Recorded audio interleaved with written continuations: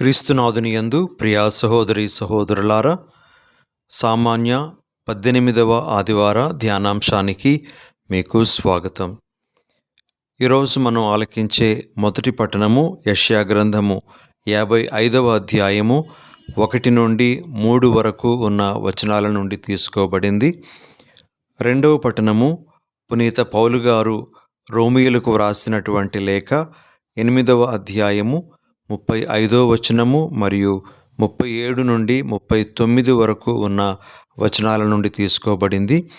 సువార్త పట్టణము మత్తయి సువార్త 14వ అధ్యాయము 13 నుండి 21 వరకు ఉన్న వచనాల నుండి గ్రహింపబడింది. ఈరోజు మనం ఆలకించే సువార్త పట్టణము యేసు ప్రభు 5 రొట్టెలు 2 చేపలతో 5,000 మంది కంటే ఎక్కువగా ఉన్న జనసమూహాలకు సమృద్ధిగా సంతృప్తికరంగా ఆహారాన్ని ప్రసాదించడం అనేటువంటి గొప్ప అద్భుతాన్ని మన ముందు ఉంచుతూ ఉన్నది. ప్రియులారా, ఈ అద్భుతమును మనము ధ్యానించేటప్పుడు ప్రభు మనకు ఎన్నెన్నో విలువైనటువంటి సందేశాలను అందజేస్తూ ఉన్నారు. ఈరోజు ఈ అద్భుతాన్ని మనం పఠిస్తూ ఉండేటప్పుడు మన మనసులో మెదలాల్సినటువంటి 10 ముఖ్యమైనటువంటి భావాలను మీ ముందు ఉంచాలి అని అనుకుంటూ ఉన్నాను.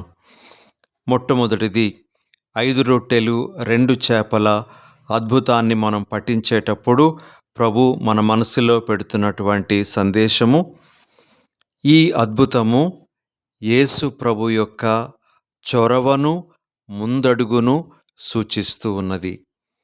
ప్రియ సహోదరి సహోదరులారా, మనందరికీ తెలుసు, శిష్యులు వచ్చి తమ అశక్తతను ప్రభు ముందు వ్యక్తం చేస్తూ ఉన్నారు. ఇది నిర్జన ప్రదేశము, వేళ అతిక్రమించినది, ఇక వారిని పంపివేయుడు, పల్లె పట్టులకు వెళ్ళి వారికి కావలసిన ఆహార పదార్థములను సమకూర్చుకొందురు అని వారు ప్రభువుకు తెలియజేయడం జరిగింది. అయితే అక్కడ ఉండేటువంటి ఆ జన సమూహాలకు ఆహారాన్ని పెట్టాలి, వారికి సమృద్ధిగా ఆహారాన్ని అందించాలి అనేటువంటి ఆ ఉద్దేశము యేసు ప్రభు యొక్క మనసులో ఉండింది. ఈ అద్భుతము యేసు ప్రభు యొక్క చొరవ, యేసు ప్రభు యొక్క ముందడుగు అని మనం గ్రహించాలి. ప్రియులకు సహోదరి సహోదరులారా, చాలా సందర్భాలలో మనము గుర్తించము. మన జీవితాలలో కూడా చాలా కార్యాలు దేవుని యొక్క చొరవ వలననే జరుగుతూ ఉన్నాయి. ఆయన వేసినటువంటి ముందడుగు వలననే జరుగుతూ ఉన్నాయి అని మనము గ్రహించాలి. ఇది ఒక సందేశము. ఇక రెండవ సందేశం ఏమిటి అంటే, ఈ అద్భుతము యేసు ప్రభు యొక్క కనికరానికి గొప్ప ఉదాహరణ. కనికరము అని మనం చెప్పేటప్పుడు ఆ కనికరాన్ని మనం ఈ విధంగా అర్థం చేసుకోవచ్చు. ప్రేమను కార్యరూపంలో ప్రదర్శించటమే కనికరము అని. అక్కడ ప్రజలు ఆకలితో అలమటిస్తూ ఉన్నారు. కావాలి అంటే యేసు ప్రభు వారిని తమ ఇళ్లకు వెళ్ళిపోమని కోరవచ్చు. ఇంకా ముందుకు మనం వెళ్ళినట్లయితే, ఈ అద్భుతము జరగడానికి మునుపు యేసు ప్రభు బప్తిస్మా యోహాను గారి యొక్క మరణ వార్త విని ఒంటరిగా ఆ మరణ వార్త గురించి చింతించటానికి నిర్జన ప్రదేశానికి వెళ్ళబోతూ ఉన్నారు. అయితే ప్రజలందరూ తనను వెతుక్కుంటూ రావడంతో వారి మీద జాలి నుండి యేసు ప్రభు వారి దగ్గరకు రావడం అనేటువంటిది జరిగింది. ఈ 5 రొట్టెలు 2 చేపల అద్భుతము యేసు ప్రభు యొక్క కనికరాన్ని ప్రదర్శించేటువంటి ఒక గొప్ప అద్భుతంగా మనము గుర్తించాలి. వాస్తవానికి ప్రియ సహోదరి సహోదరులారా, యేసు ప్రభు చేసినటువంటి అనేక అద్భుతాలు ఆయన యొక్క కనికరాన్ని మనకు ప్రదర్శిస్తూ ఉన్నాయి. ఉదాహరణకు, నాయీను గ్రామ వితంతువు యొక్క ఏకైక కుమారుడు చనిపోయినప్పుడు ఆ యువకుని మరలా లేపడం అనేటువంటిది యేసు ప్రభు యొక్క కనికరానికి నిదర్శనంగా మనం చెప్పవచ్చు. అదేవిధంగా శతాధిపతి యొక్క సేవకునికి అస్వస్థతగా ఉండేటప్పుడు ఆ సేవకునికి స్వస్థతనివ్వటానికి ప్రభువు బయలుదేరడం అనేటువంటిది ఆయన కనికరానికి నిదర్శనంగా మనం చెప్పవచ్చు. ఇలా యేసు ప్రభు చేసినటువంటి అన్ని అద్భుతాల వెనకాతల కూడా ఆయన యొక్క కనికర హృదయం ఉంది అని మనము గుర్తించాలి. ఇక మూడవ విషయం, ప్రియ సహోదరి సహోదరులారా, ఈ అద్భుతం దేవునికి అసాధ్యమైనది ఏదీ లేదు అనే విషయాన్ని మనకు సూచిస్తూ ఉంది. శిష్యులు 5 రొట్టెలు 2 చేపలు ఎక్కడ సరిపోతాయి అనేటువంటి విధంగా ఆలోచించారు. కానీ యేసు ప్రభు ఆ 5 రొట్టెలు 2 చేపలతోనే గొప్ప అద్భుతాన్ని చేశారు. ప్రియ సహోదరి సహోదరులారా, దేవుడు మన పక్షాన ఉన్నప్పుడు మనము దేవుని యొక్క సన్నిధిని మనలో నిలుపుకునేటప్పుడు మన జీవితంలో కూడా ఊహించలేని విషయాలు, అసాధ్యమైనటువంటి విషయాలు తప్పనిసరిగా జరుగుతాయి అనేటువంటి ఒక సత్యాన్ని ఈ అద్భుతము మనకు బోధిస్తూ ఉంది. మనము నమ్మినట్లయితే గొప్ప కార్యాలను మన జీవితంలో కూడా చవి చూడగలం. దేవునికి అసాధ్యమైనది ఏదీ లేదు. మన జీవితంలో ఇవి సాధ్యం కావు అనేటువంటివి కూడా దేవుని కృప వలన సాధ్యం అవ్వడం అనేటువంటిది మనము చూడగలము అని ఈ అద్భుతము మనకు తెలియజేస్తూ ఉంది. ఇక 4వ విషయం, ఈ అద్భుతము మనకు యేసు ప్రభు యొక్క గొప్పదనాన్ని సూచిస్తూ ఉంది.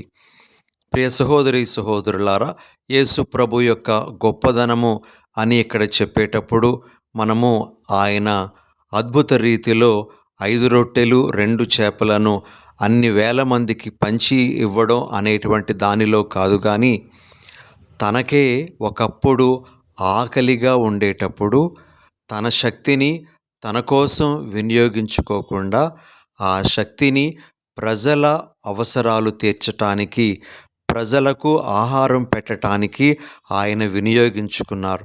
అందులో ఆయన యొక్క గొప్పదనం ఉంది అని మనము గ్రహించాలి.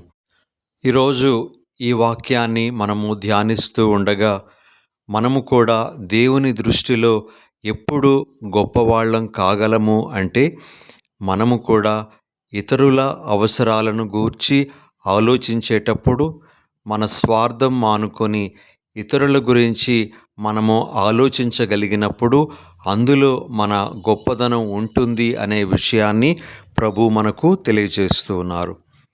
ఇక 5వ విషయం, ఈ అద్భుతము మనకు సూచించేటువంటిది ఏమిటి అంటే, 5 రొట్టెలు 2 చేపల అద్భుతము భవిష్యత్తులో జరగనున్న దివ్య సత్ప్రసాద అద్భుతానికి సూచనగా మనము గ్రహించాలి అని ప్రభు మనకు తెలియజేస్తూ ఉన్నారు.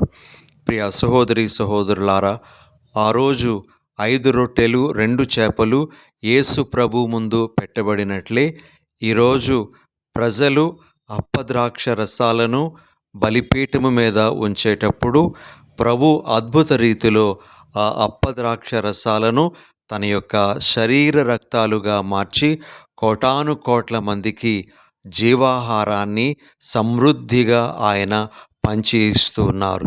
నిత్య జీవితానికి అవసరమయ్యేటువంటి ఆహారాన్ని ఆయన అనుగ్రహిస్తూ ఉన్నారు.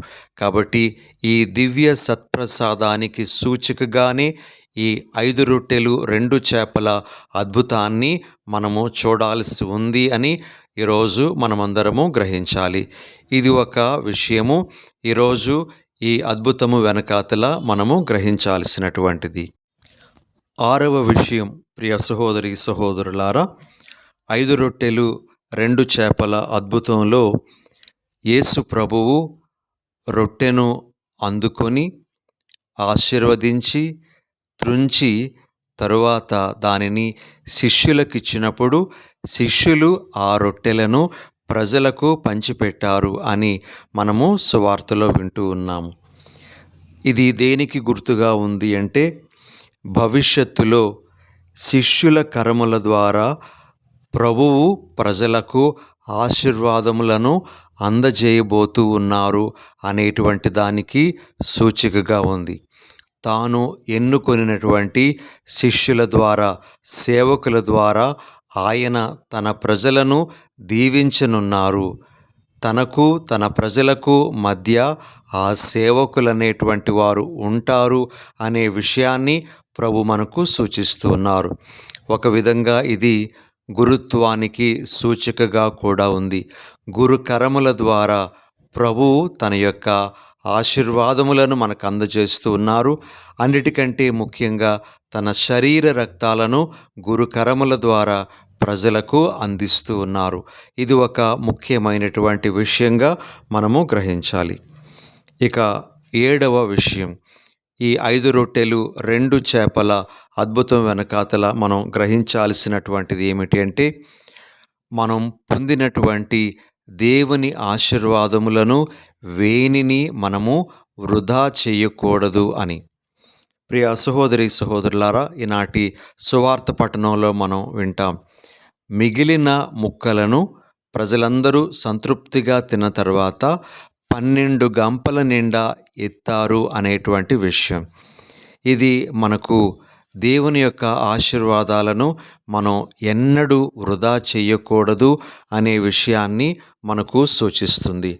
దీనికి సంబంధించి పునీత పౌలు గారు ఈ విధంగా మనతో మాట్లాడతారు. తిమోతికి రాసిన మొదటి లేఖ 4వ అధ్యాయము 14వ వచనము. ప్రవచనము వలన పెద్దల హస్త నిక్షేపణముల ద్వారా నీకు అనుగ్రహింపబడియున్న ఆధ్యాత్మిక వరమును నిర్లక్ష్యము చేయకుము. ప్రియ సహోదరి సహోదరులారా, మనం పొందేటువంటి ఏ దీవెన అయినా, అది భౌతిక దీవెనైనా ఆధ్యాత్మిక దీవెనైనా, దానిని మనము నిర్లక్ష్యం చేయకూడదు, వృధా చేయకూడదు అనేది ఇక్కడ ప్రభు మనకు అందిస్తున్నటువంటి ఒక సందేశం. ఇక 8వ విషయము, 5 రొట్టెలు 2 చేపల వెనకాతల మనము గ్రహించాల్సినటువంటిది ఏమిటి అంటే, మనము మన లేమిలో అధైర్యపడకూడదు అనే విషయం. శిష్యులు 5 రొట్టెలు 2 చేపలు ఏపాటివి, ఎక్కడ సరిపోతాయి అనేటువంటి అపనమ్మకంతో జీవించారు. కానీ అవే 5 రొట్టెలు 2 చేపలు యేసు ప్రభు యొక్క చేతులలో పెట్టినప్పుడు అద్భుత రీతిలో అవి మరి ప్రజలందరికీ సరిపోయేటువంటి ఆహారంగా మారాయి అని మనం చూస్తూ ఉన్నాం. ఈరోజు ప్రభు మనందరికీ ఇచ్చేటువంటి సందేశం ఏమిటి అంటే, మన జీవితంలో కూడా లేమిని మనము అనుభవిస్తూ ఉంటాం. అయితే ఈ లేమిలో మనము అధైర్యపడకుండా ఉండాలి అని, ఆ లేమిలో కూడా మనము ప్రభు హస్తాలకు దానినే సమర్పించి తద్వారా ఆ ప్రభు యొక్క ఆశీర్వాదాలను మనము పొందగలగాలి అని ప్రభు మనకు బోధిస్తూ ఉన్నారు. ప్రభు మనందరికీ ఇచ్చేటువంటి ఆదర్శం ఏమిటి అంటే, మనకున్నటువంటి దేన్నైనా సరే ప్రభు హస్తాలలో పెట్టినప్పుడు అది మనకు గొప్ప దీవెనకరంగా మారుతుంది అని మనం గ్రహించాలి. ఉదాహరణకి, ఆర్థిక పరంగా మన పరిస్థితులు బాగులేకపోవచ్చు. అయితే ఈ పరిస్థితిని మనము మన ప్రభువు చేతులకు అప్పగించిన నాడు తప్పనిసరిగా మన ఆర్థిక పరిస్థితులు మెరుగవచ్చు. అదేవిధంగా ఆరోగ్య పరిస్థితులు బాగులేనప్పుడు, ఆ అనారోగ్య సమయంలో ప్రభువు చేతులకు ఈ అనారోగ్యాన్ని మనము అప్పగించేటప్పుడు కొన్నిసార్లు ప్రభు మనకు అద్భుత రీతిలో ఆ పరిస్థితులను మార్చవచ్చు. ఇలా ప్రియ సహోదరి సహోదరులారా, లేమిలో అధైర్యపడకుండా ఆ దేవుని చేతులకు మన లేమిని కూడా సమర్పించడం అనేటువంటిది ఈరోజు ప్రభు మనందరికీ ఇస్తున్నటువంటి ఒక సందేశము.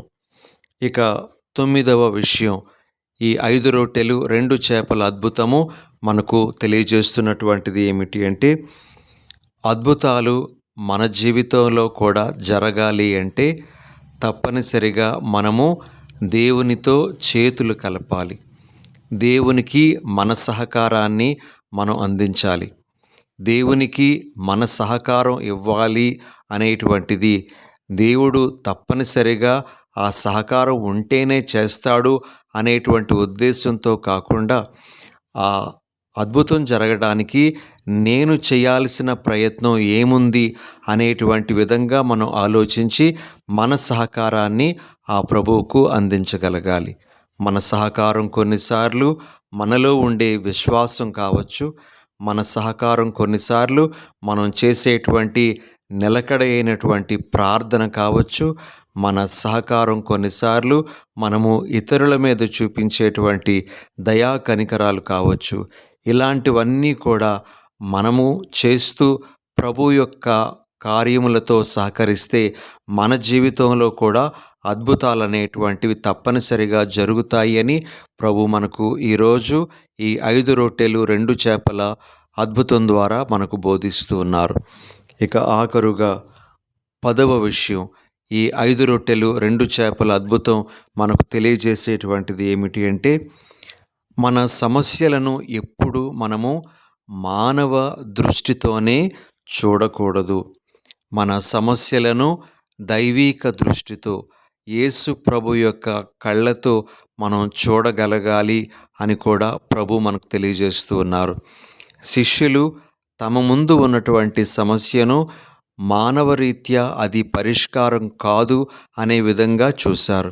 కానీ దేవుని దృష్టిలో ఆలోచించడం అనేటువంటిది వారు చేయలేకపోయారు.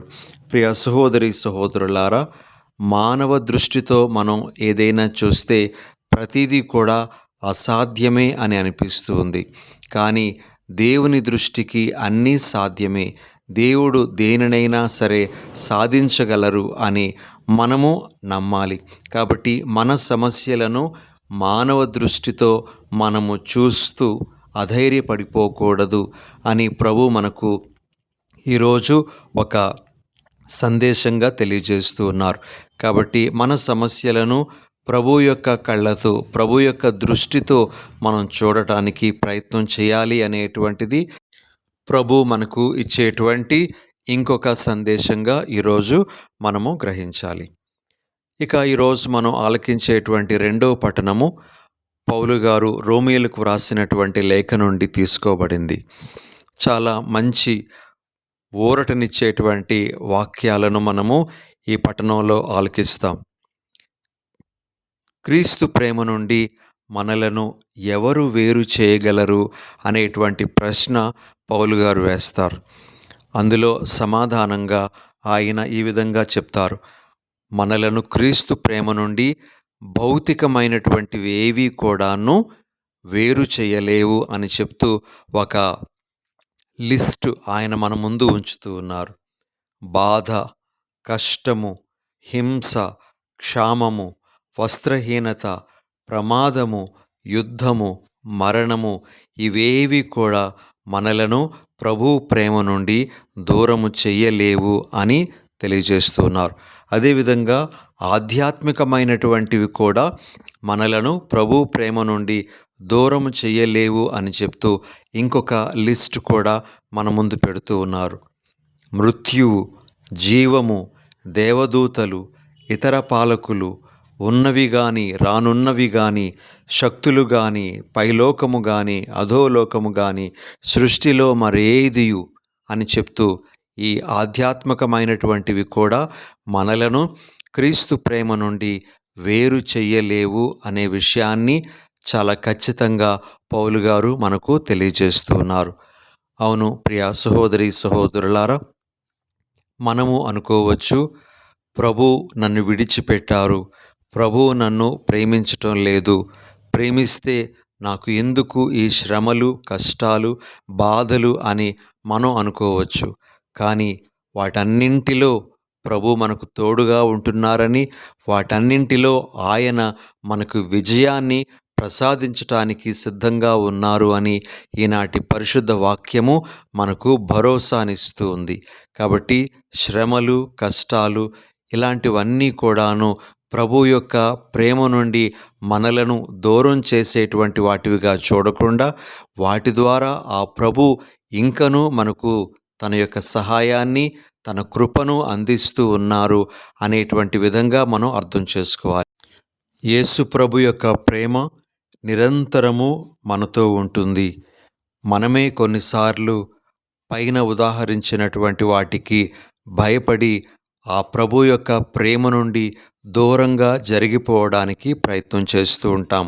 మనము అలా ప్రయత్నం చేస్తూ ఆయనకు దూరం అయిపోతున్నప్పటికీ కూడా ఆయన ప్రేమ మనలను విడిచిపెట్టదు. ఆయన మనలను ఎల్లప్పుడూ ప్రేమిస్తూనే ఉంటారు అనే విషయాన్ని మనము ఈరోజు మరొక్కసారి మన మనసుల్లో పెట్టుకోవాలి. ఆ ప్రభు యొక్క ప్రేమకు ఏనాడు కూడాను దూరంగా జరిగిపోవడానికి మనం ప్రయత్నం చేయకూడదు. మరి ఇలాంటి విషయాలను ప్రభు ఈరోజు రెండవ పట్టణం ద్వారా మనకు బోధిస్తూ ఉండగా ప్రభువునకు వందనాలు తెలియజేసుకుంటూ ఆ ప్రభు ప్రేమలో నిరంతరము జీవించగలిగే భాగ్యాన్ని అనుగ్రహించమని వేడుకుందాం. ప్రార్థన చేసుకుందాం. దయగల ప్రభువా, ప్రేమగల మా తండ్రి, ఈరోజు 5 రొట్టెలు 2 చేపల అద్భుతాన్ని మాకు వివరిస్తూ ఎన్నెన్నో సందేశాలను మీరు మాకు తెలియజేసి ఉన్నారు. ఈ అద్భుతము దివ్య సత్ప్రసాదానికి సూచికగా ఉంది అని కూడా మీరు మాకు తెలియజేస్తూ ఉండగా అందులో ఉండే లోతైన భావాలను గ్రహించే భాగ్యాన్ని మాకు దయచేయండి. ప్రభువా, మీ యొక్క ప్రేమను ఎల్లప్పుడూ మాలో పదిలంగా ఉంచుకునే వరాన్ని మాకు దయచేయండి. ఎన్ని శ్రమలు వచ్చినా, కష్టాలు వచ్చినా మీ ప్రేమ మాకు ఎల్లప్పుడూ తోడుగానే ఉంటుంది. వాటన్నింటిలో మీరు మాకు విజయాన్ని దయచేస్తారు అనే నమ్మకంతో జీవించే వరాన్ని మాకు దయచేయమని మా ప్రభువైన యేసు నామమున అడిగి వేడుచున్నాం తండ్రి. ఆమెన్.